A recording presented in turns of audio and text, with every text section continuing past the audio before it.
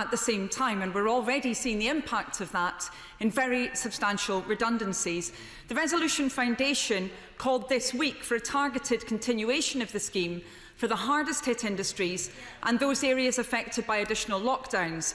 The Chancellor said he doesn't want to pick winners, but this health crisis has involved governments designating losers, quite rightly, for public health reasons. So why is he persisting with this one-size-fits-all removal of the job retention scheme when this will inevitably lead to additional redundancies? Thank you. Chancellor. Mr. Speaker, this is not about picking winners or losers. This is about protecting people's health.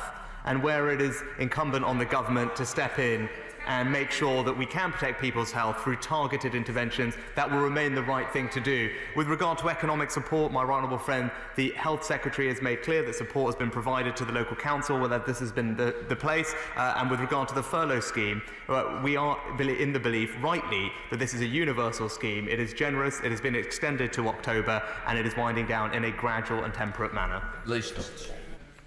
Thank you, Mr. Speaker. I have to say it's disappointing to hear that the Chancellor is not budging from this position. As mentioned, it's already leading to additional waves of redundancies, avoidable redundancies in many cases. Now, Labour has repeatedly called on government to match the ambitions of Labour's previous Future Jobs Fund in developing support for unemployed young people. So can I ask the Chancellor why, put together, the Traineeship Fund and Green Jobs Challenge Fund, just announced, amount to less than a quarter of the size of the Future Jobs Fund? That hardly reflects a focus on jobs, jobs, jobs.